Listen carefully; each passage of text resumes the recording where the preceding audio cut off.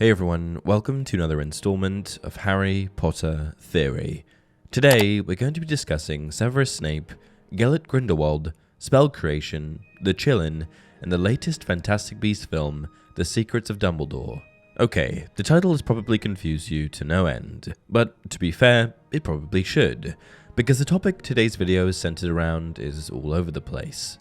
The focus of today's video is a scene from The Secrets of Dumbledore that contradicts Harry Potter canon as we know it.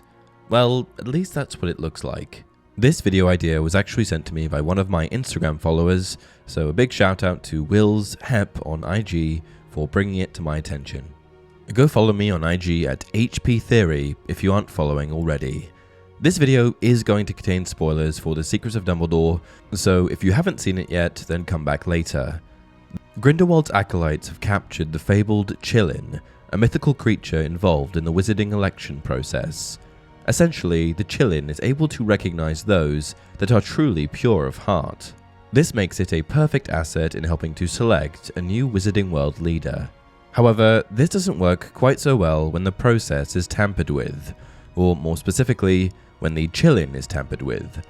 After capturing the Qilin, it's not long before Grindelwald cuts its throat. You see, Grindelwald had plans to reanimate the Qilin's corpse as a sort of inferi. He wanted a Qilin that was guaranteed to pick him. But provided that the reanimated Qilin would need to be devoid of scars, as to not draw attention, Grindelwald needed to heal any physical marks left on the Qilin's body. It's at this point in time that he uses a spell we have seen before, Vulnera Sedentur. Seemingly, this spell was part of Grindelwald's necromancy ritual where the Qilin was revived. But where have we seen Vulnera Sedentur before? Why, spouted out of the mouth of Severus Snape, of course. And before The Secrets of Dumbledore, we Harry Potter fans knew the spell as the counter-curse for Snape's signature spell, and his own creation, Sectum Sempra. We first see Sectum Sempra in the films when Harry uses it on Malfoy in The Half-Blood Prince.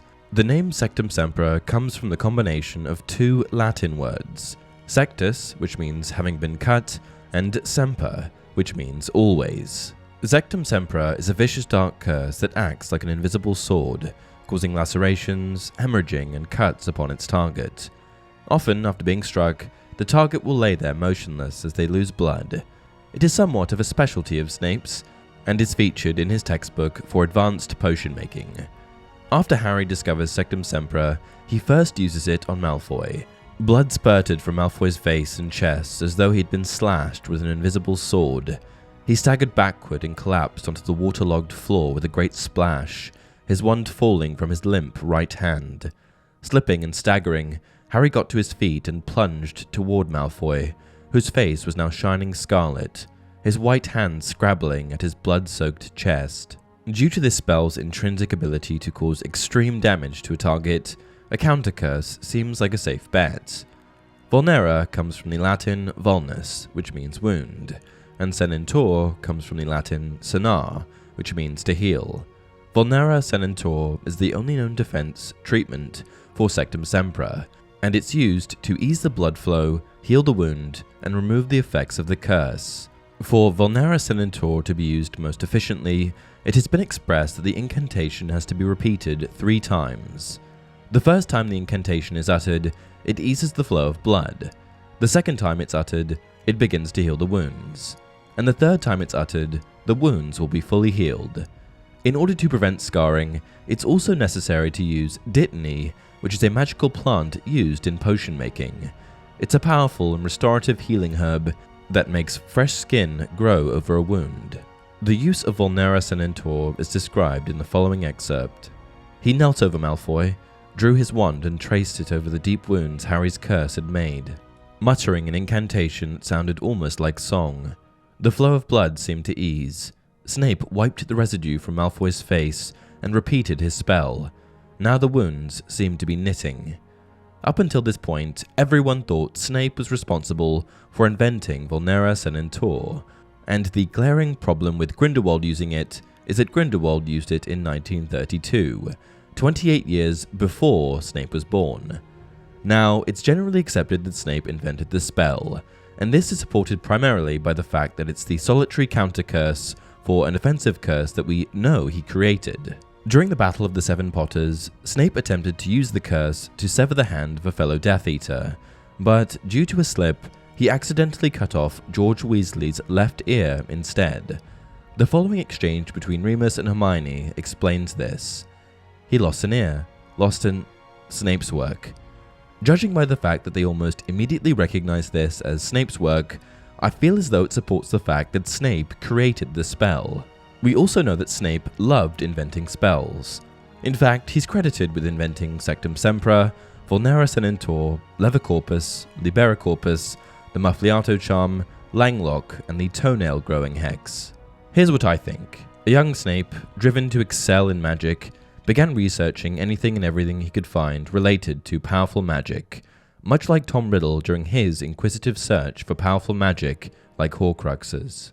Sirius Black once remarked on Snape's tenacity when it came to research on curses.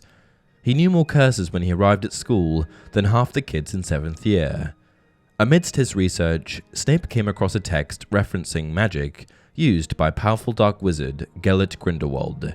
Snape knew that he was a powerful and influential figure, so it makes sense that he would try to learn from him.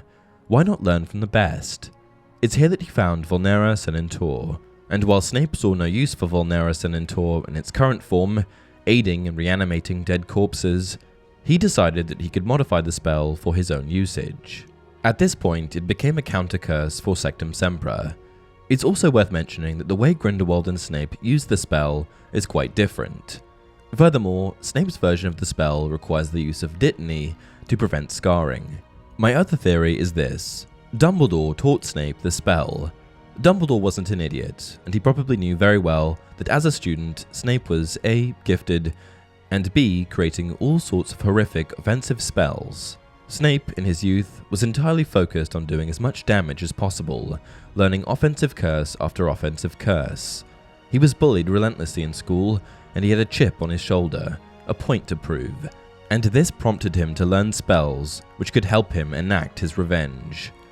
Dumbledore recognized Snape's potential, but also his propensity to do damage, which prompted him to try and guide Snape in the right direction. He didn't want Snape to do something that he would regret without any sort of escape route. Dumbledore, who happened to know Gellert Grindelwald extremely well, was aware of both Grindelwald's and Snape's spells, which is why he was able to recognize that with a bit of tweaking, Vulnera Sedentur could be the perfect counter-curse for Snape. Either that, or the Secrets of Dumbledore just totally tore apart a bit of canon. What do you guys think? Leave a comment down below. Until next time, remember, it does not do to dwell on dreams, and forget to live.